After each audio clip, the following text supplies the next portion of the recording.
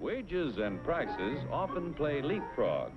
One jumps up, then the other, which means a steady rise in our cost of living.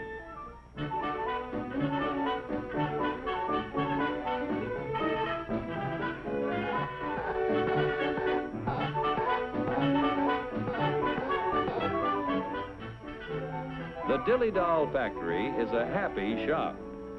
But Joe, our doll painter friend, seems to be a little down in the mouth, which even shows in his work.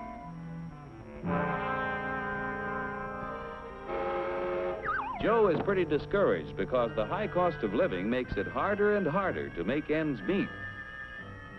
Hiya, Joe, old boy. Hello. Better look in that envelope. Wow, a raise! And just in time to buy the kid a birthday present. What'll I get? Let's see. A dress? Bicycle?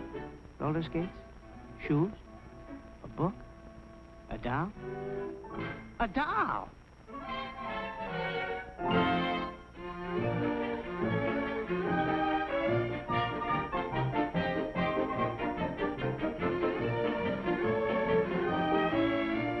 What's the price, miss?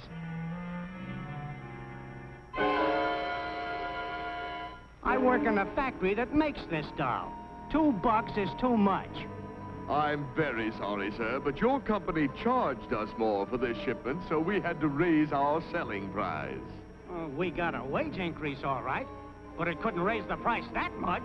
It just takes a little wood, rubber, paint, cloth, and a phony wig to make that doll. There's only about 10 cents worth of materials in the whole thing. You pirates, crooks, bandits, you robbers! You're right about the cost of raw materials in that doll, about 10 cents worth. Raw materials in practically everything we buy are worth little until labor transforms them into finished products. For example, how much do you think the raw materials cost in that car? Oh, about $300. You've got a surprise coming. It takes 4.5 tons of coal, 2 3/4 tons of iron ore, 50 pounds of cotton, 14 pounds of cured and finished wool, aluminum, zinc, lead, copper, and countless other raw materials to make an automobile. Without the addition of labor costs, these things are worth about $22. The raw materials require the accumulated labor of thousands of people in countless crafts to transform them into a finished automobile. Miners dig the coal and iron ore. Railroad and maritime workers transport these materials to the steel mill, where workers convert the ore into finished steel. The wages of railroad workers add to the value of steel when it is transported to automobile factories. The cotton that goes into a car accumulates labor cost from the farmer who tills the soil, from workers who sow the seed, and help to raise the cotton. Wages paid to other workers add to the value of the cotton as it is moved from the field to the cotton gin where it is processed. Other workers transport the cotton to the automobile factory. The wool that is used to make a car is worth little while it is still on the sheep. When the labor cost of a sheep shearer is added, the value of the wool is increased by his wages. When all of the parts and materials finally reach the factory for assembly, the labor cost of automobile workers must be added to the price of the car.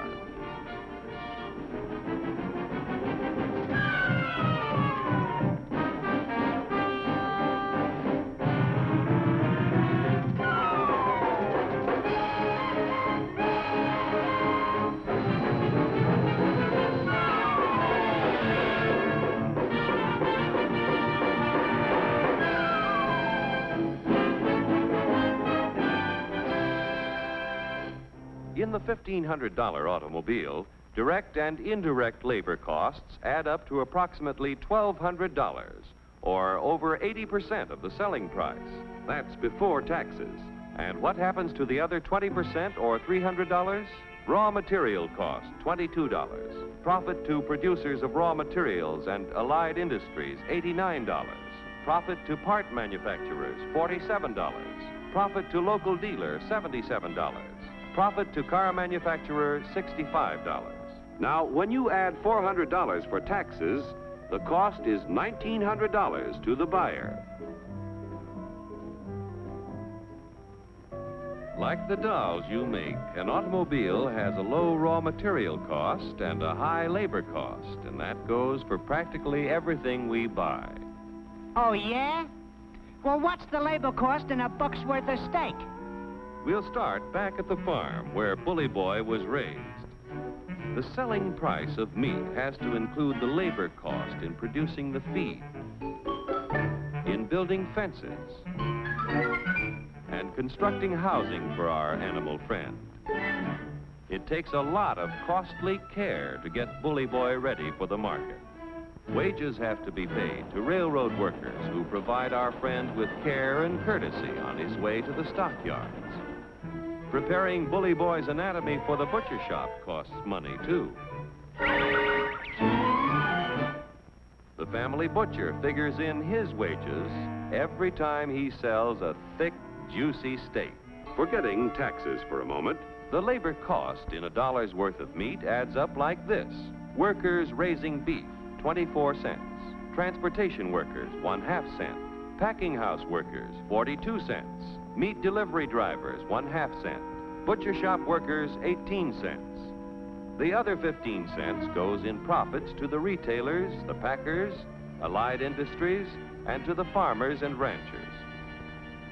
Most of the things we buy accumulate direct and indirect labor costs that add up to 85% of the selling price before taxes are added. Generally speaking, a wage raise means a corresponding rise in prices, unless productivity is increased proportionately. What do you want, a guy with 4 arms? 4 arms?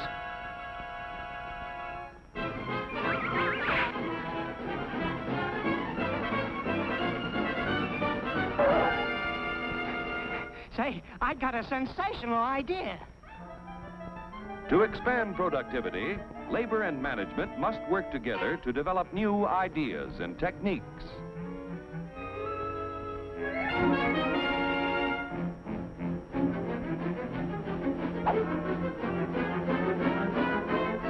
To expand productivity, capital must finance the creation of more efficient tools and plants.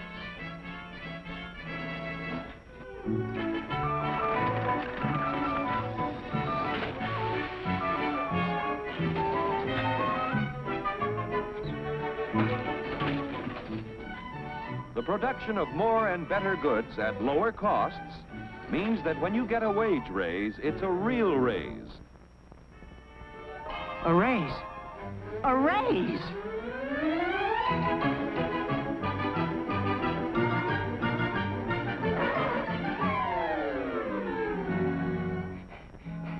I want to buy a doll. How much? Now you've got a real wage raise, because you can buy more with what you earn. With increased productivity, wages can keep ahead of prices.